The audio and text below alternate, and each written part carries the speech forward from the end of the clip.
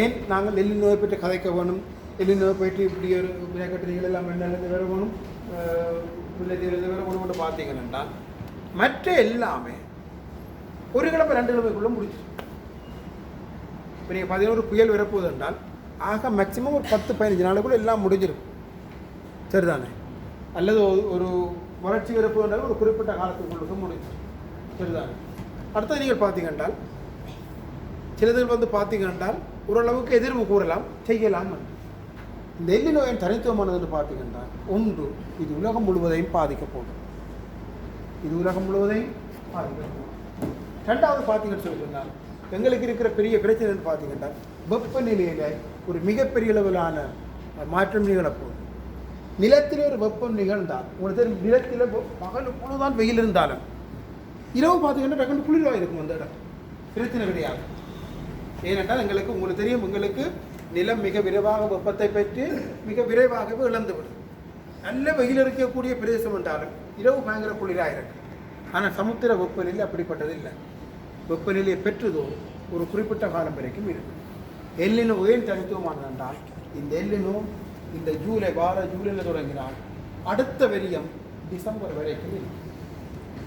நான் சில சமயங்களில் இது உங்களை பயப்படுத்துறதுக்காக சொல்லணும்னு நினைக்கலாம்.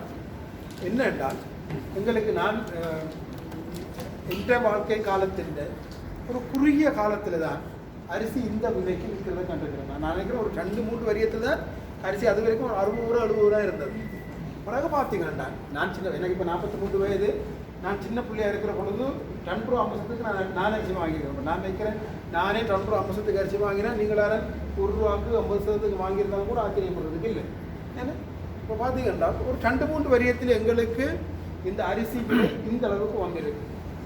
நான் நினைக்கிறேன் அநேகமாக நாங்கள் சாகிறதுக்கிடையில் அரிசி 10,000 ரூபாய்க்கு விற்கும், நிச்சயமாக விற்கும். அதுவும் இந்த நான் சொல்கிறது உங்களுக்கு வியப்பாக இருக்கலாம். இந்த எல்லினோவுக்கு பிறகு அரிசி மட்டுமில்லை, சகல சாமானுமே விலை கூடும். ஏற்கனவே கணக்க நாடுகள் தங்கென்ற அரிசி ஏற்றுமதியை நிப்பாட்டியிருக்கு.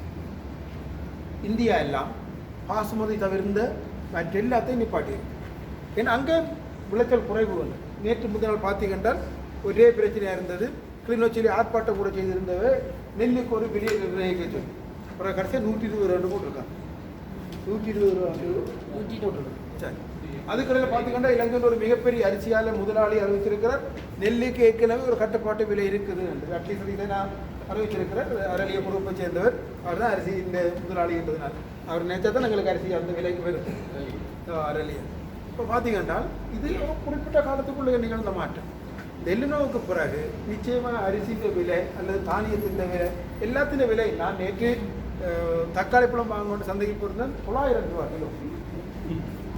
இப்போ 900 ரூபான்னு சொல்லியிருந்தேன். நான் எனக்கு பெரிய ஆச்சரியம். நாம் கிடைக்க நீர்வெளி நான் பாதரவத்தில் இருக்கிறேன். கேம்பஸுக்கு போய் வரவழையில் நீர்வெளி தான் ஒரு இந்த கடை இருக்குது, மரக்கடை கிடைக்குது. நான் கேட்டேன் அவருக்கு இதுதான்